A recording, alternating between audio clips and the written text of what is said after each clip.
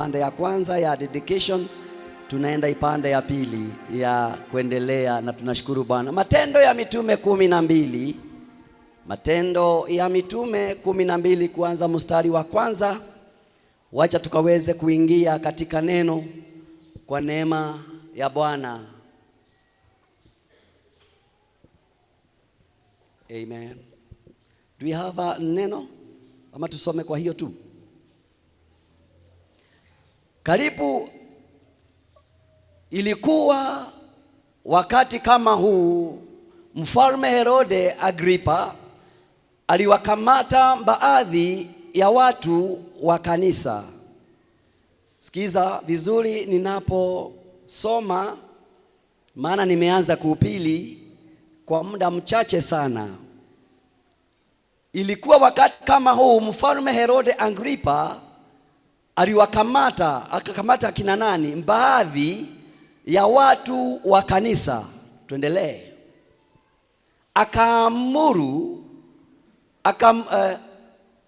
Akaamuru Yakobo ndugu yake Yohana auawe kwa upanga. Alipoona jambo hilo limewapendeza Wayahudi, akaendelea akamkamata pia Petro. Hii ilitokea wakati wa sikukuu ya mikate isiyotiwa chachu. Baada ya kumkamata, alimtia gerezani chini ya ulinzi wa vikundi vinne vya askari vyenye askari wanne kila kimoja. Herode alikuwa amekusudia kumtoa kwa kumfanyia mashtaka mbele ya watu baada ya Pasaka. Kwa hivyo Petro akawekwa gerezani, lakini kanisa lilikuwa likimwombea kwa Mungu kwa bidii. Petro akawekwa gerezani. Ikiwa unatumia Biblia unaweza weka mstari, weka hapo. Lakini kanisa likawa linamwombea. Kumbuka mstari wa kwanza unasema ya kwamba Herode alikuwa anachukua anafanya nini?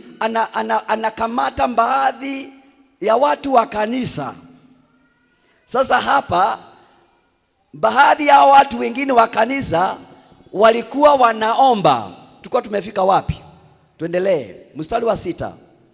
Usiku ule kabla ya siku ambayo Herode Agripa alikuwa amekusudia kumtoa na kumfanyia mashtaka, Petro alikuwa amelala kati ya askari wawili, akiwa amefungwa kwa minyororo miwili. Hao walinzi wa zamu walikuwa wakilinda penye lango la gereza.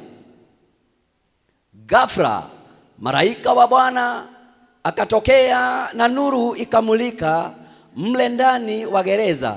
Yule malaika akampiga Petro ubavuni na kumwamsha akisema, ondoka upesi. Mara ile minyororo ikaanguka kutoka mikononi mwa Petro.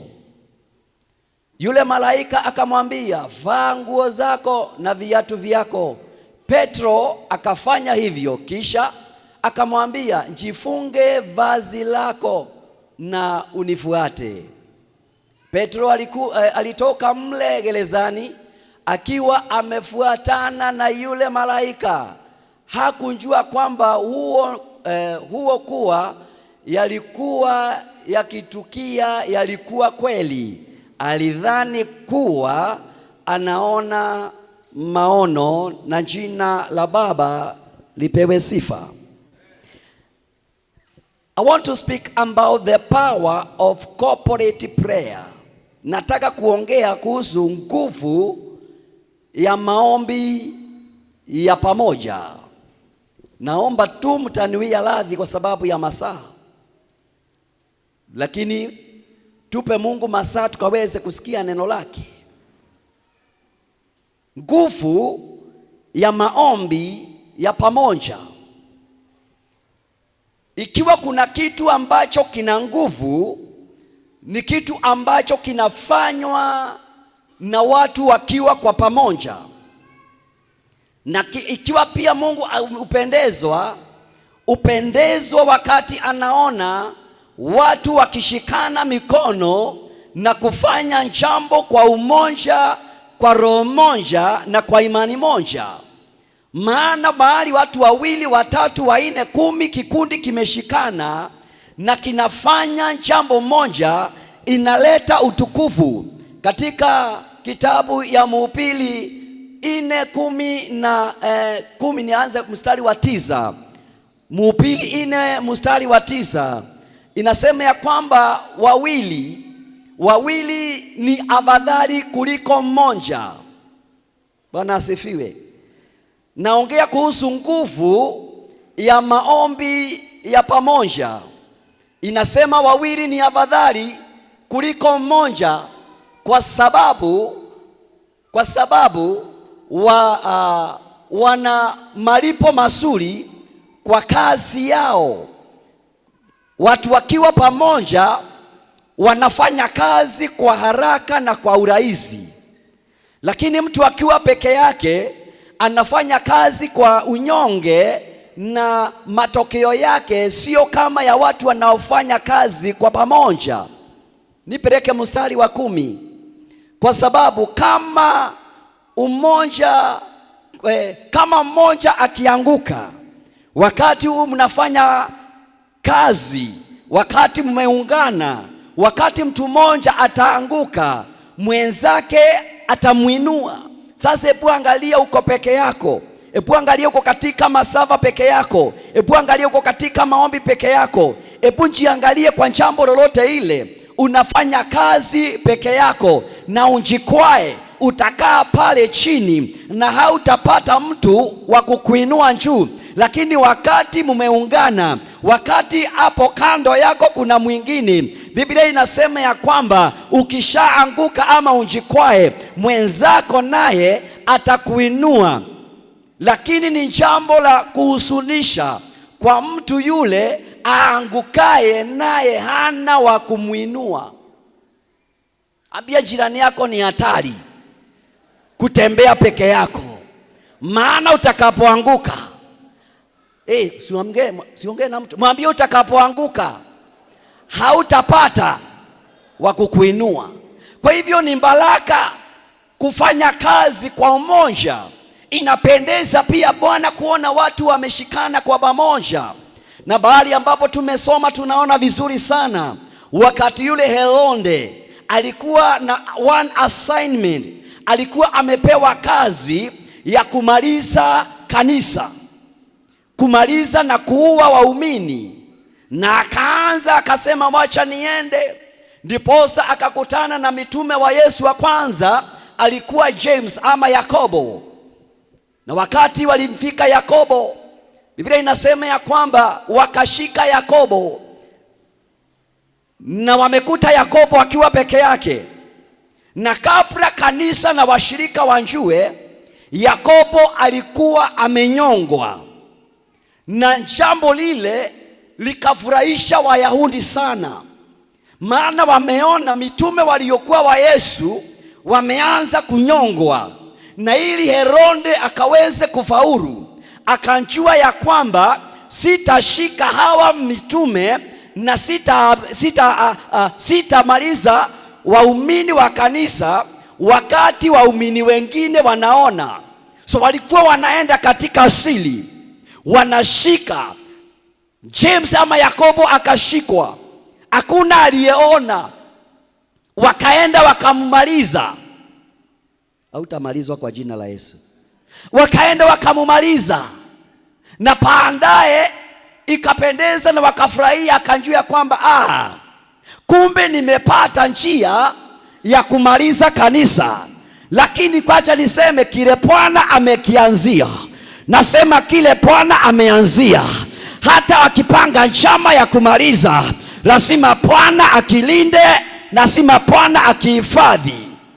Na baada ya kuangamiza James ama Yakobo, akaenda mara moja kwa Peter, akachukua Peter katika ushirika, naye akajua ya kwamba mitume wengine na wafuasi wengine hawaoni, wakamchukua.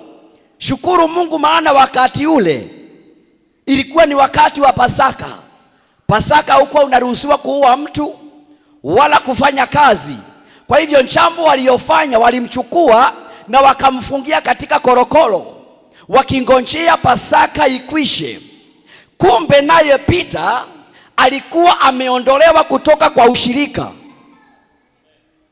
Hakuwa anakaa peke yake, alikuwa ameondolewa katika ushirika. Alikuwa ameondolewa katikati ya watu. Watu walijua ya kwamba Peter ni mwenzetu, na ndio unakuta Biblia inasema ya kwamba wakasemezana, wakasema kumeharibika.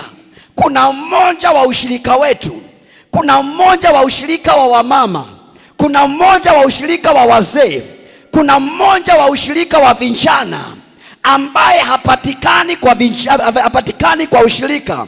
Kuna mmoja wa ushirika wa nyumbani ambaye hapatikani.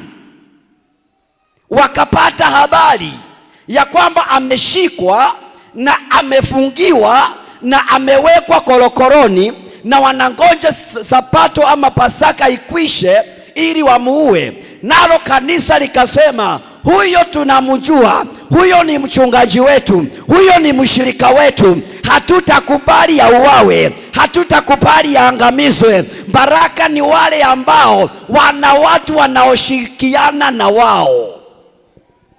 Kanisa likaamua, na sio kanisa nyumba, kanisa watu. Bwana asifiwe. Wakakutana kwa mama mmoja aitwaye Mary. Mstari wa 12 inasema ya kwamba wakasemezana, maana hapo ndipo walikuwa wanakutana. Najua kwa nini nimepause nikitaka unjiulize hivi.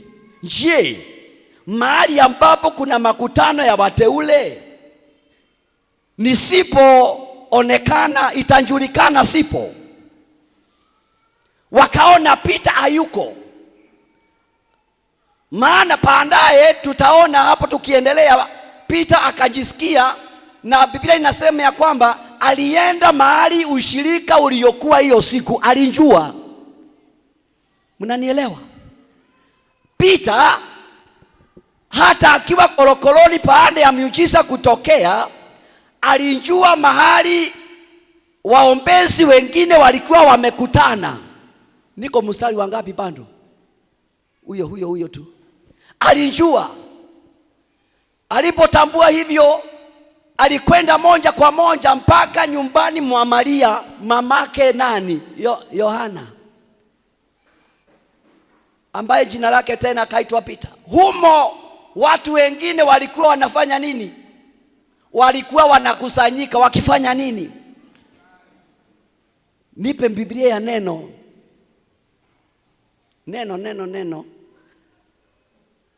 Good. Walikutana kwa huyo mama nyumbani. Kwa hivyo ushirika ulikuwa kwa huyo mama, na wakaangalia wakaona katikati ya washirika waliokuwa wanapaswa kuhudhuria ushirika kuna mmoja hayuko, na ndio wakaungana. Hapa ndipo walikuwa wanaombea Peter, na Peter alijua ya kwamba wakati ameachiliwa, baadhi ya wale wanamuombea wako wapi, ndio akaenda hapa. Ndipo walikuta watu wamekusanyika wakifanya nini? Wakiomba. I want to talk about the power of corporate. Je, unaweza tambulika na unjulikane ya kwamba haupo? Niinulie mkono ikiwa tuko pamoja, and all of us we concentrate here. Gonga ule mmekaa na yeye, mwambie tuko kwa Ipanda. Gonga huyo kijana, mwambie tuko kwa Ipanda. I'm in the serious business. Yeah, yes. Sit upright kindly. Sit upright. Sikiza hii, nataka usikize hii. Itakusaidia mahali. Peter asingekuwa na watu na mahali alikuwa anashiriki, angeuawa kama Yakobo. Lakini kuna watu walijua na wakawa wanamtetea. Ninaomba Bwana akuinulie watu watakao kushughulikia siku zako za hatari hata ikiwa haunjui. Lakini watakushughulikia namna gani? Lazima uwe katikati ya ushirika. Amen. Ukikosa ipanda siku moja kanisani, je, inaweza julikana haukuwa kwa ipanda? Ndio ama la? Hakikisha ya kwamba uko mahali. Ingia mahali tuombe. There is power in the prayer prayed in a corporate. Kuna nguvu ya maombi. Maana hawa watu waliomba pamoja. Wakati huo Peter amefungwa, amewekwa katika korokoro, hakuna vile anavyoweza kufanya. Biblia inasema ya kwamba tu alikuwa amelala katika chumba cha ndani akingonja maafa Pasaka ikikwisha. Lakini nashukuru Bwana, maana kulikuwa na waumini walijua ya kwamba hatulali, walijua ya kwamba hatufanyi chochote until one of our member ambaye ameshikwa aachiliwe. We are not going to sleep. Sipana mara tena akuinulie kizazi na wewe ukaweze kuingia mahali ambapo watu watasema kuna mwenzetu hatuoni leo, kuna mwenzetu hatuoni kwa ushirika, imetendeka namna gani? Na wakisikia mahali yuko, washikane mikono, waseme tunafunga leo kwa sababu ya ndugu fulani, kwa sababu ya dada fulani. Naomba Bwana akuinulie watu watakao kupigania vita hata kabla haujajua. Haleluya. Peter ikawa kuna vita alikuwa anastahili kupiganiwa, lakini kwa sababu, nashukuru Mungu kwa sababu alikuwa katika ushirika. Ule ushirika ulitambua hatuoni mwenzetu mmoja, wakasema hatutaweza kulala. Haleluya. Na wakasema tuombe, because the power of corporate prayer, when you have a prayer of a corporate prayer, it calls the angels of God to visit. Inasababisha malaika kutembea.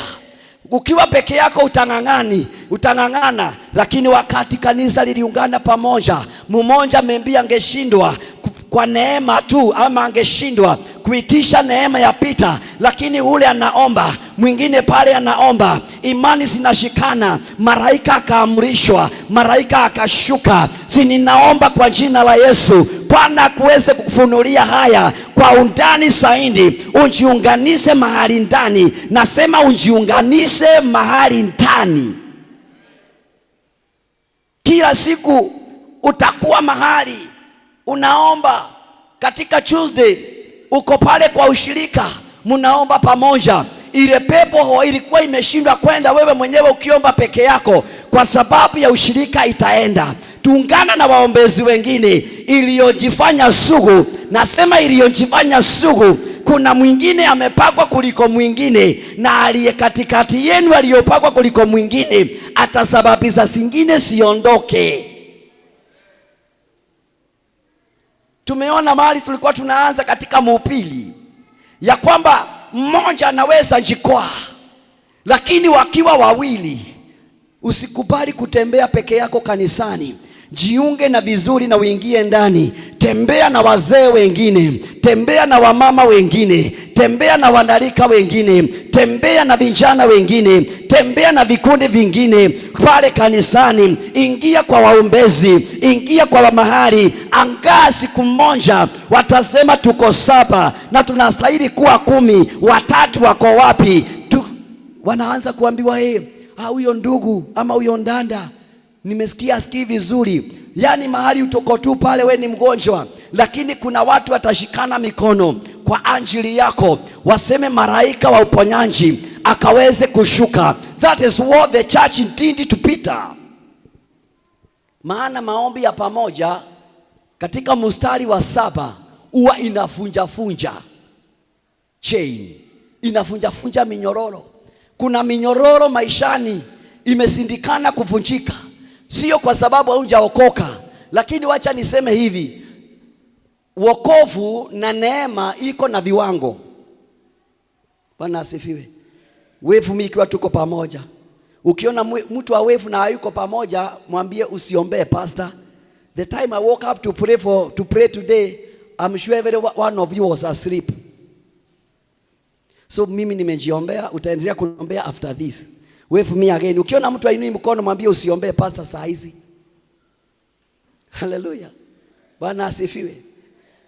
Unaweza shindwa kuvunja minyororo fulani, maana kuna viwango katika imani. Nasema kuna viwango katika imani. Katika kiwango yako kuna pepo fulani utaweza kukemea na kuna zingine zitakuangalia, lakini wakati mumeungana kwa pamoja, ile utashindwa kuvunja minyororo, utakaoshindwa kuvunja mwenzako ako katika kiwango ya juu atakusaidia. Na hivyo wakati watu wako pamoja, wanakuwa pamoja, because the power of corporate, it break the chain, inavunja minyororo. Kwa hivyo wacha kusema mimi ni kama ninaomba maombi haifiki. Ninasikia kila wakati ni uzito. Jiunganishe na wengine. Ile pepo umeshindwa kukemea, mwenzako ataikemea. Yule umeshindwa kutoa, mwingine ataitoa. I am talking about the power of corporate prayer. Tell your neighbor, don't pray alone. Yakobo alikufa peke yake. Kabla kanisa litambue alikuwa ameuawa. Thank God, maana ile siku ya ushirika ndio walishika Peter, na wanaona baadhi yao kuna mtu haonekani. Wakaanza kuulizana. Ndio mmoja anasema ameshikwa, amefungiwa korokoroni. Wakasema hatuondoki. Akasema hatuondoki. Biblia inasema walishikana mikono, wakaanza kuomba. Na Biblia inasema and when they started praying, mstari wangapi? Wakati walianza kuomba, minyororo ikaanza kukatika. Haleluya. Nasema minyororo ikaanza kukatika. Vitu vikaanza kuonekana. Malaika akashuka. Ameshuka wakati gani? Kanisa kule linaomba, lakini malaika hapa anafanya kazi. Anashughulikia Petro. Anaambia Petro, shukuru Bwana, maana kuna kikundi mahali ulikuwa umejiunga kimesimama kwa mwanya kwa ajili yako. Mungu akaendelea kumkomboa Petro kutoka mahali alikuwa amefungiwa. Maana another thing, the power of a corporate prayer, it breaks the gates. Inafunja marango. Unaweza shindwa ni marango gani ambao utaingilia, but when you join your hands together, wakati mtashikana pamoja, it doesn't matter the gate. Haise wakati mtashikana pamoja, haijalishi marango, haijalishi ni nini, haijalishi imetengenezwa na nini. Biblia inasema ya kwamba hata wakati walifika katika marango ya chuma, iliwaona ikafunguka. Ni nini ilifungua? Ni sawa malaika alikuwa pale, lakini kuna watu mahali walikuwa wanasababisha malaika wa Bwana kufungua milango ya gereza ili Peter aondoke. Hallelujah. Praise the name of God. Kanisa ambalo aliombi pamoja aliwezi endelea. Wazee ambao hawaombi pamoja, kikundi ya wazee haiwezi komaa. Wamama ambao hawaombi pamoja, kile kikundi hakiwezi komaa. Vijana ambao hawaombi pamoja, kila kijana anaomba siku yake, hawawezi komaa. Lakini wale wanaoomba pamoja, I'm telling you, they open the gate, they break the chains. Kanisa ambalo linaomba pamoja linapita mipaka. Familia ambao inaomba pamoja, wakati papa, mama, watoto wanakaa pamoja, mnaweza kuwa mtaomba 30 minutes, lakini mtapata dakika 10 kama familia kuomba pamoja. Minyororo yote ilikuwa ivunge hiyo familia, na marango yote ilikuwa imesuia baraka za familia hiyo. Let me say this, it has to break, because there is power in a corporate prayer. Hallelujah. There is power in a corporate prayer.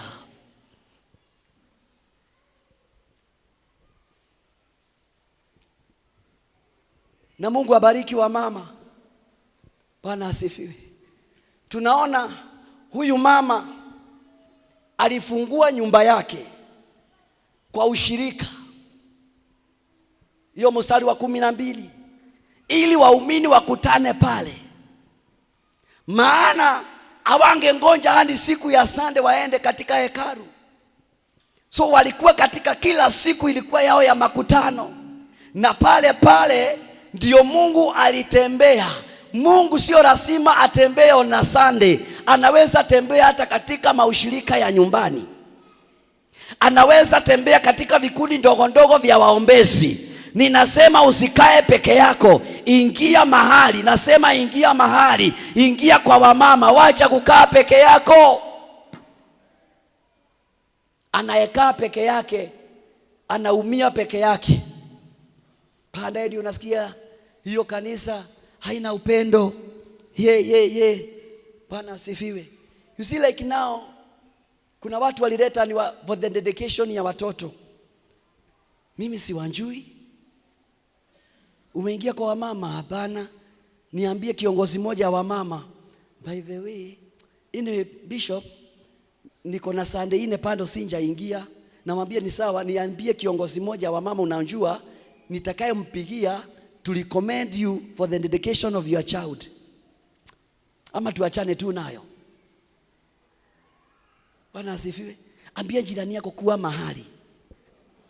Na wakati utakapokuwa mahali, let the church follow you. You see, this time Peter was somewhere and the church was feeling Peter. Even when Peter was not in the church and he needed the church was available for Peter. Bwana asifiwe. Kanisa lilisema hatuwezi endelea maana kuna mmoja wetu. We are not feeling his presence, and now it is now the church to be available for him. Do you know there are people, not here, outside, who they need the service of the church, so they are only available in the church when they need the church. And now when they need the church will run away from them because it doesn't know them. I say this, when you don't need the church, be in the church. And when you need the church will be there for you fully without much questions. Unajua kuna watu walikuwa wanakuja kuandikisha watoto for dedication. Hata sikuwa nawauliza majina ya baba, sikuwa ninawauliza majina ya mama, maana ninajua. Actually it was just for another fellowship, and I pray. Tulikuwa tunakaa wengine na dakika 5 na nimemaliza. Wengine tunakaa even 30 minutes. Anajaribu kunieleza sandi sita sinjazo nilikuwa nimekaa mahali fulani na nguo fulani. Huku niona sandi ngapi zimepita? Sema 6. Namwambia sikumbuki. Na hizo zingine kutoka ya 6 hizi sandi 5 umekuwa wapi?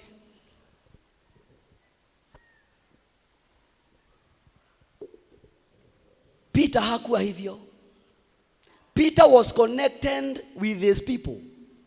The people were connected with Peter. So when they saw that Peter was not there, they prayed. They said, no, we have to call the name of God until the one who is for us tusikie ameachiliwa. Thank God.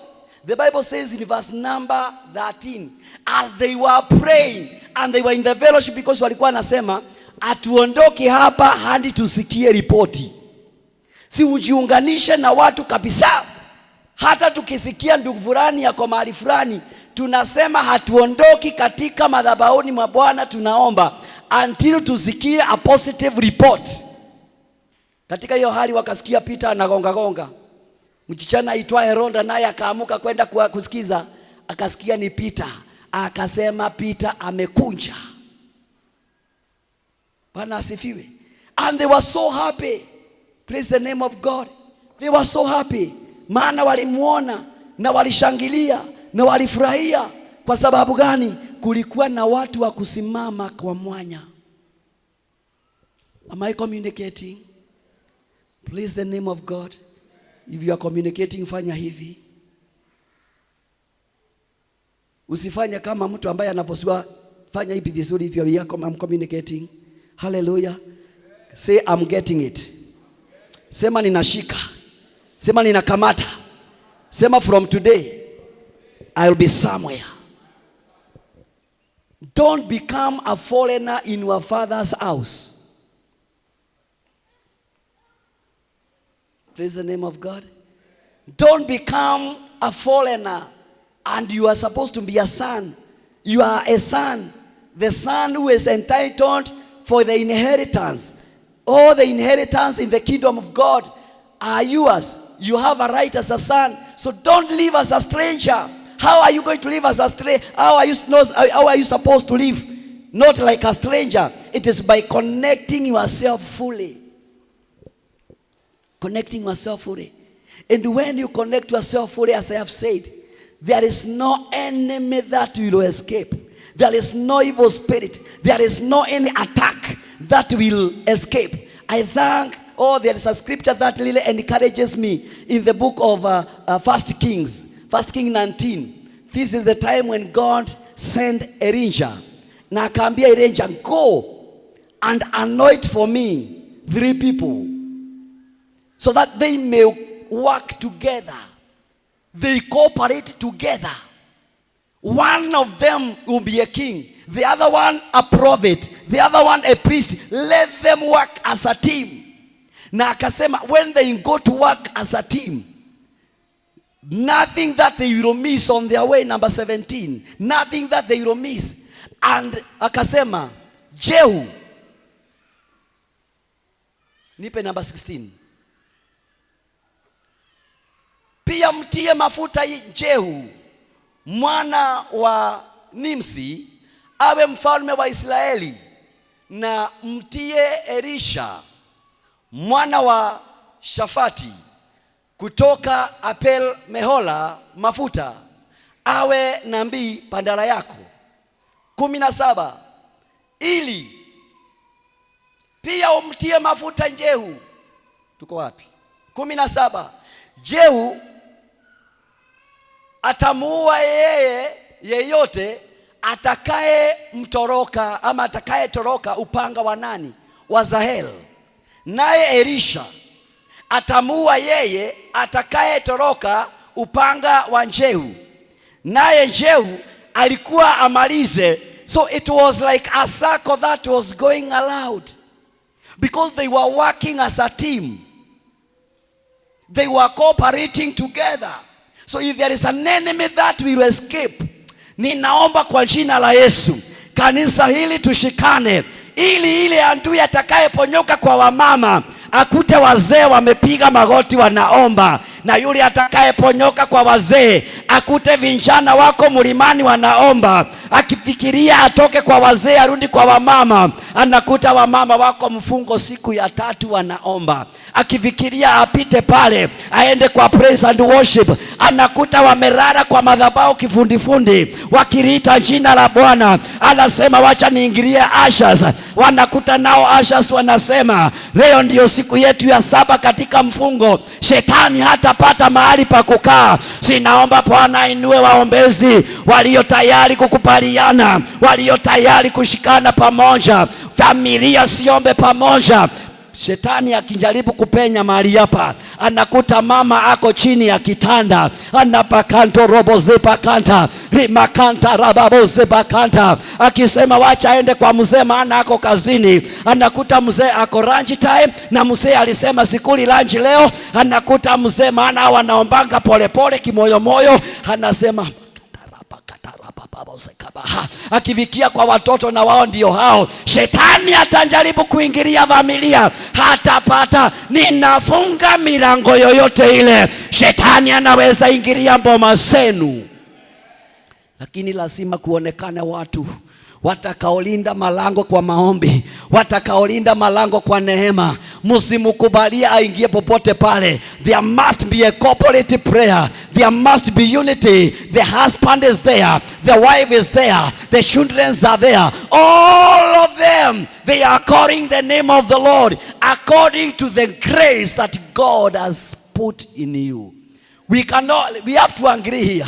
All of us, we cannot carry the same grace. So if you are grace, you man, you can only pray for 2 minutes. Pray for those 2 minutes. It is more than an hour. Am I speaking to men here? You don't need even to pray in tongues. If you can only pray for 5 minutes, pray for 5 minutes. It is more than 2 hours. May God raise a generation here. May God raise a generation of men who are ready to stand in the gap because of their family. May God raise women here who are ready to stand in the gap. Because there is power in unity. I say there is power. I say there is power. This grace releases multiplication. Nothing that can run away. Oh yes. Leviticus chapter number 26. Mahesabu ya Mungu. When people work together, I release the grace of working together. In your family, you work together. Wacha tuangalie neema ya watu wakifanya kazi kwa pamoja. When they are united, things in their life start multiplication. Leviticus inasoma mambo ya Alawi. True? Inaitwa kitabu ya ngapi? Sio Wafalme. Leviticus.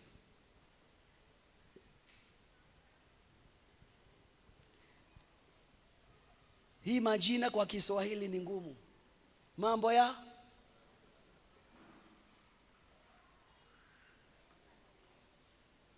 kweli. Nipe 8. This is now when people unite and they work.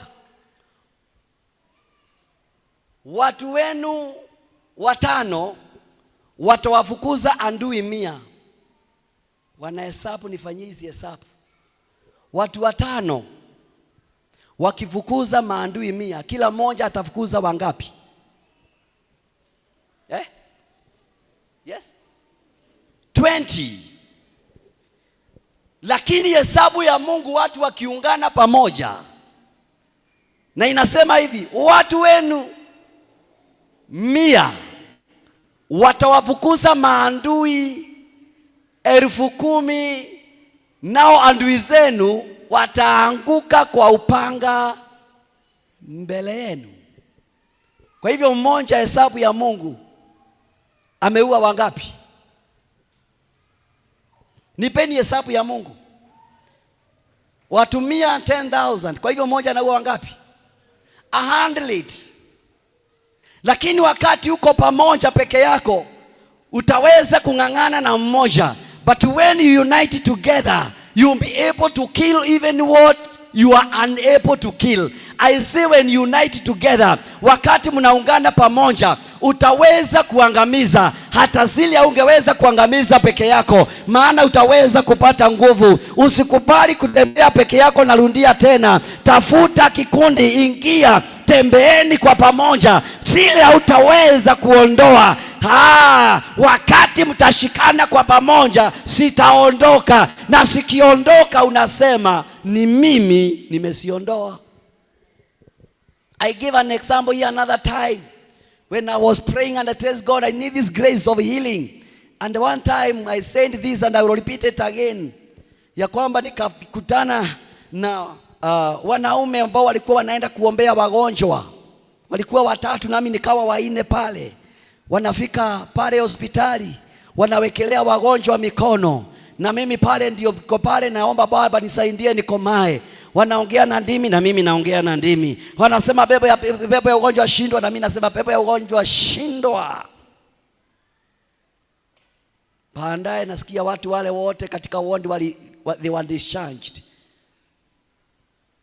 Katikati ya watu 4 walikuwa wamewekelea wagonjwa mikono. Ni mikono ya nani ilimponya? Unaweza shindwa kujibu. Lakini hatukuponya wagonjwa zote. Kuna aliyekuwa na neema kuliko wengine. Lakini wakati zote 4 tuliwekelea mikono. Hata mimi pale nilikuwa sikuwa nafikiria naweza ondoa kapepo hata kandogo. Hata mikono yangu ilikuwa pale. Wanasema shindwa, nasema pepo ya ugonjwa shindwa. Na baadaye wakati ushuhuda unatokea, ninasema neema iliyoponya wale wagonjwa ni yangu. Tukafanya hivyo mara ya pili, ya tatu, ya nne nikasema kiende vile kitaenda, nitaenda peke yako, kipeke yangu. Hata asipopona, lakini mimi sitakangi aibu. Kwanza nikaangalia hapa tu Dallas. Wakati ule hata sikuwa nimeona, nilikuwa kijana. Hakuna mtu ananiona, na nimesikia kuna mshirika kwa huku na ni mgonjwa. Asipopona shauri yake. Nikaingia. Nikafanya vile niliona wale wengine wakifanya. Alafu baada ya siku mbili naona mama hapa. Nasema kuna kijana alitembea kwangu, nilikuwa hali mahututi. Akaniwekelea mikono, akaniombea, nikapona. Na sasa mimi nilikuwa aliniambia na hii kanisa, maana mimi ni mshirika na mimi simjui vizuri. Nilikuwa tu nimekuja kushukuru.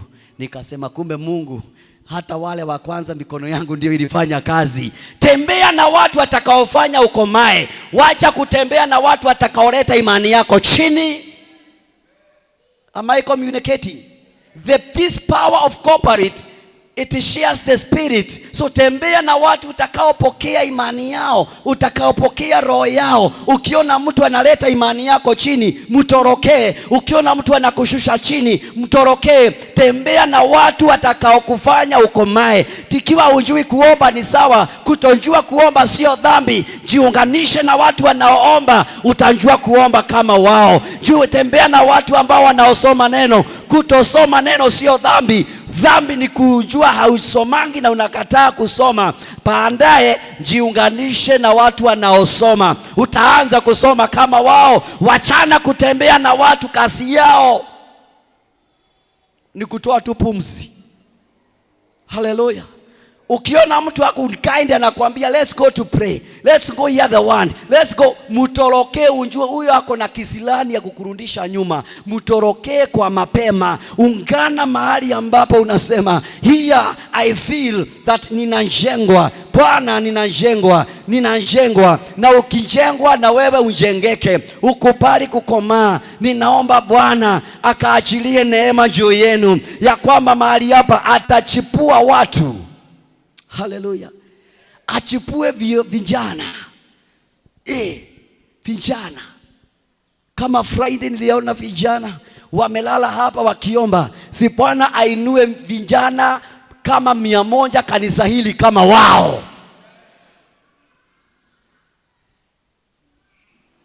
Amen.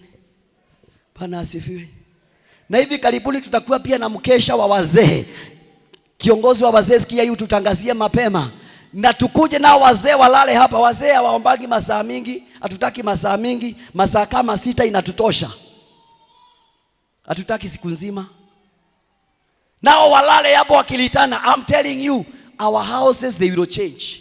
Hata ikiwa unjawahi omba saindi ya 20 minutes, kunja tu. Nasema kunja tu, kaa hapa kwa madhabahu. Nyamaza kama mtu ambaye hata anjui yako wapi. Mungu tu anataka aone Bwana ulijitolea kuingia katika maombi. Ikiwa uliomba dakika 10 na maombi ikaisha, ni sawa, tunaelewa. Kunja tu, kae mahali hapa. Angalia wengine wakiomba. Neema itakayokuwa inawatendea, hata wewe itakutendea, because there is power in corporate prayer.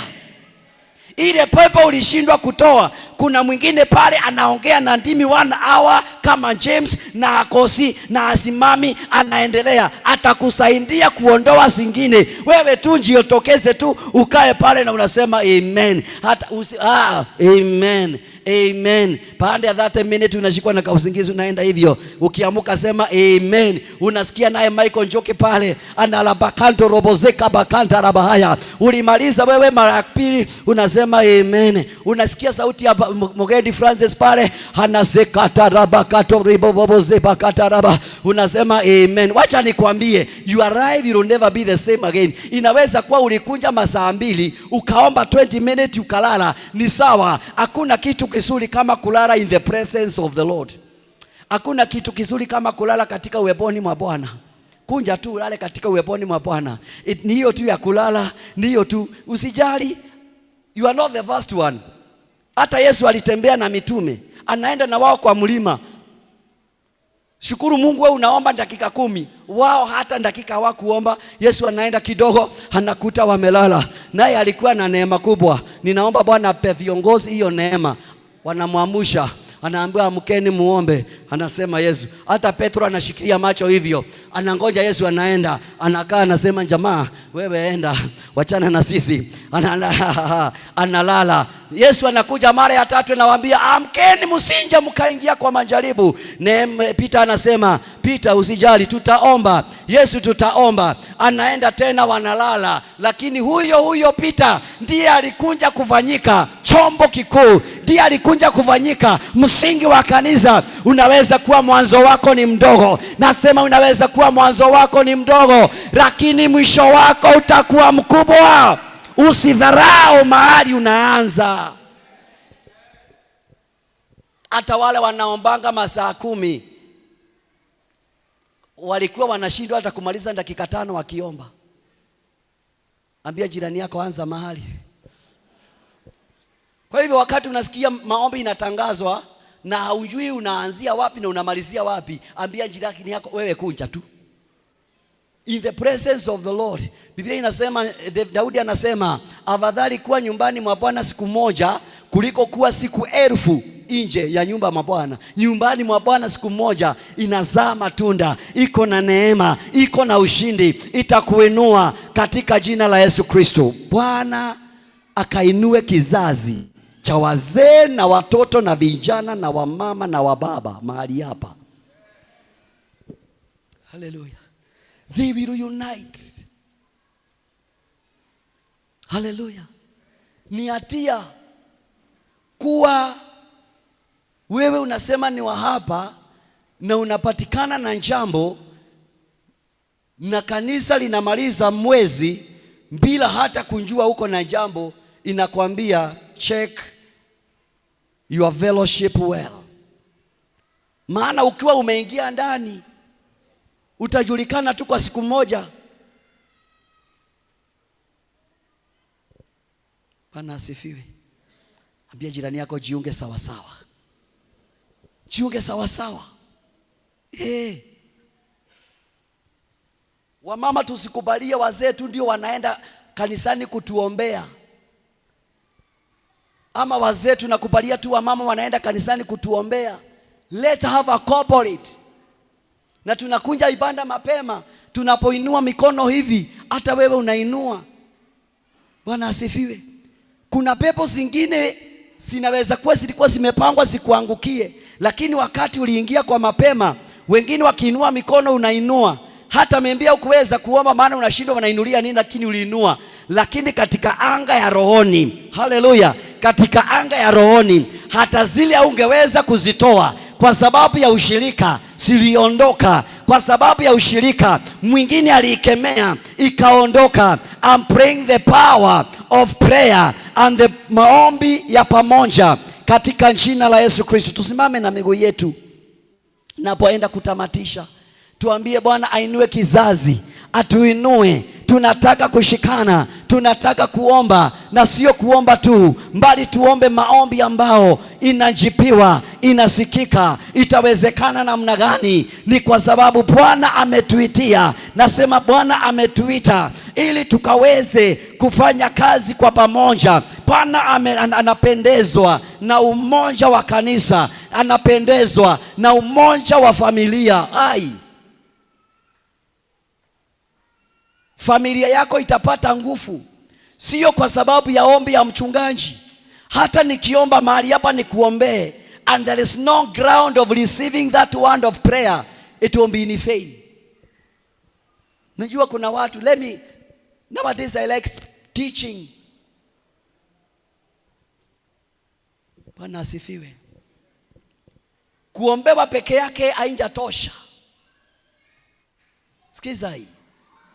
Ile inaofanya kazi ni ombi lilioachiliwa kwa mtu, likaingia ndani ya mtu, likakuta ametengeneza ground ya lile neno la ombi kukaa na kufanyia kazi. Lakini likikuta ya kwamba there is no prepared ground, no matter how the man of God may be anointed, neno litaingia, linakuta mbegu ama linakuta roho inakaa kama njia, mbegu zinaanguka pale, ndege zinakuja zinachukua, according to the book of Matthew. Zingine zinaingia, zinaanguka katika miiba. kwa sababu ground haijatengenezwa. Naomba utayarishe ground yako vizuri, ili kila wakati neno lolote lile likiachiliwa, likisha kuangukia, linakuta mahali ambapo pametayarishwa. And that is how the word works. Hivyo ndivyo neno linafanya kazi. Haleluya. Nasema hivyo ndivyo neno linafanya kazi. Enda mbele za Bwana, waambie Bwana, nifanye chombo mchana wa leo. Nifanye chombo la kuungana, chombo cha kuungana na wengine. Kataa kukaa peke yako, kataa kuomba peke yako, omba na wengine. Ni sawa unapoomba peke yako, jiunge na wengine, jiunge na maushirika, jiunge na wanaume, jiunge na wamama, jiunge na vijana, jiunge na watendakazi wengine. Because when you work as a team, when you unite together, you will be able to overcome. Hata wale watoto wako shule, don't stay alone. Wakati utakapokuwa peke yako, the waves ama mawimbi itakupepa kwa haraka, lakini wakati unaungana na wengine wanaomjua Kristo, mtaimisana pale shuleni, utaweza kukua katika hali ya kweli, utaweza kukuza imani yako. Jiunge na wengine. Bwana, nitengenezee Baba njia, nitengenezee mahali, nitengenezee watu Bwana, nitengene bashaka la bayanta rikata rababasha la bahanda. Ambia Bwana kuunganize na ujiunganishe mahali katika jina la Yesu, maana Bwana anatafuta wale watu wanakao kwa mmoja. The Bible says in Psalms 133 ya kwamba Bwana anapendezwa na wanaokaa kwa mmoja, wanaokaa kwa umoja na roho zao zikiwa na umoja. Na Biblia inasema ya kwamba hapo ndipo napo Bwana anaamurisha baraka zake. Wakati utakapokaa kwa umoja, kwa familia kwa umoja, kanisa kwa umoja, Bwana anaamurisha. Ninaomba ya kwamba Bwana akaamurishe baraka zake katika familiani mwako, kwa watoto wako, mahali unapofanyia kazi, katika kikundi kile huko, Bwana akaweze kuamurisha baraka zake. May you receive the grace of a corporate now in the name of the Lord Jesus. Bwana ainue kizazi mahali hapa, ainue kizazi cha waombezi. Ni kwa maombi tu utaweza kushinda. Unaweza jiuliza, mbona kila wakati ni maombi? Maana muumini ambaye si muombezi, muumini ambaye hana mbegu ya maombi, anashindwa kwa haraka, kesho yake inakuwa dhaifu. Lakini muombezi, muumini ambaye anajijaza na roho ya maombi, kesho yake inakuwa kubwa, kesho yake inakuwa ya mafanikio, kesho yake inakuwa haiwezi si ya kushindwa. Si Bwana akakuneemeshe na neema ya maombi, avinue watu mahali hapa, watakaoomba mchana, watakaoomba usiku, watakaoomba jioni, kila wakati mioyo yao injawe na madhabahu ya Bwana, injawe na madhabahu ya maombi. Moto wa Bwana utapungua. Utajiunganisha na maushirika ya nyumbani, utajiunganisha na ushirika kanisani, katika ibada za maombi utakuwa pale kuungana, ili tukaweze kukua pamoja. Oh my Father, my Father. Haijalishi ni wapi ambapo umefungiwa. Inaweza kuwa uko mahali kama mahali Peter alikuwa.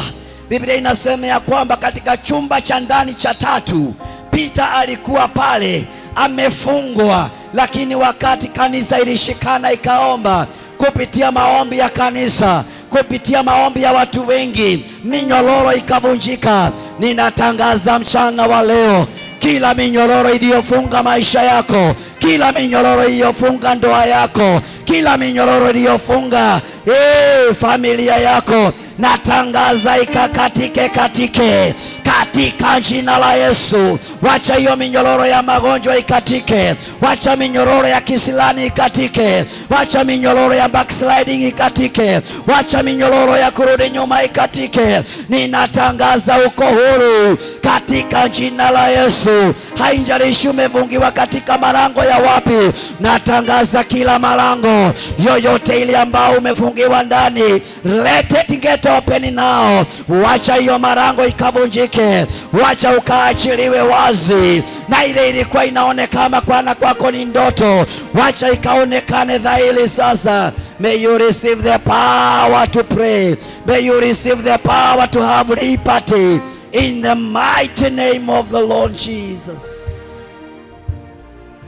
Shakatarabaha.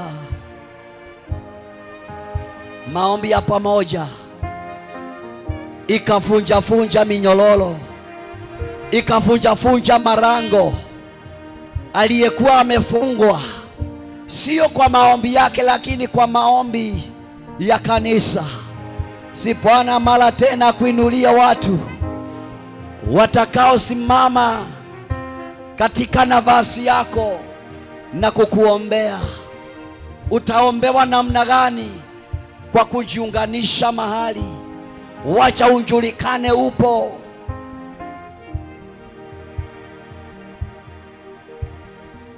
Baba, ni asante unapojenga kanisa lako, unapohimiza kanisa lako, unapoinua kanisa katika viwango vya juu. Bwana utukuke, Bwana uinuliwe. Umetenda mema Bwana. Uko pale na wewe ni mgonjwa, kuna neema ya uponyaji mahali pale. Huyo mtoto akunje hapa kwa jina la Yesu Kristo. Mlete tu hapa. Joy Ann, kuja hapa.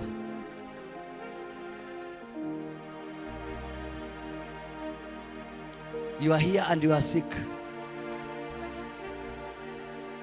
Take a step of faith and come here. If the church prayed and every gates, every door, every chain broke, just come here. Unapopanda hiyo madhabahu, kila nguvu zote za ugonjwa na maumivu ambao imekuwa imekukalia, natangaza imekuweka huru katika jina la Yesu Kristo. Inua tu mikono yako juu. Father, I release the grace of healing and more so quick recover in the name of the Lord. Father, I know you can do above all, and now I release total recovery.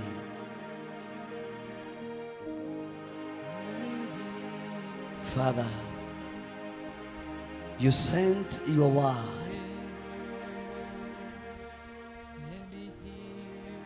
You sent your word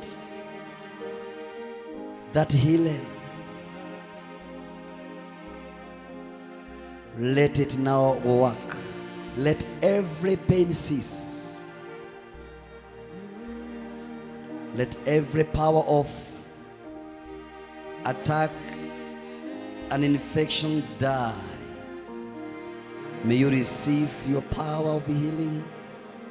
May you be whole now. From your hand to the toe, I release the power of God to rest upon you. You are there. May you also receive your portion in Jesus' name. May the grace of God that work in your life now and forevermore. May the great works of Almighty God work in you now. May you experience the touch of God in your life. May you live to testify the greatness of the Lord in the land of the living, in Jesus' name. Before I wind up, watoto wote wa shule kimbieni hapa. Thank you for have remembered. Najua tunarudi shule kutoka kesho. Kimbieni hapa haraka, watoto wa shule. Those who are just watching and following us through our social media, thank you. May God bless you. May this grace to have a corporate prayer be upon you in Jesus' name.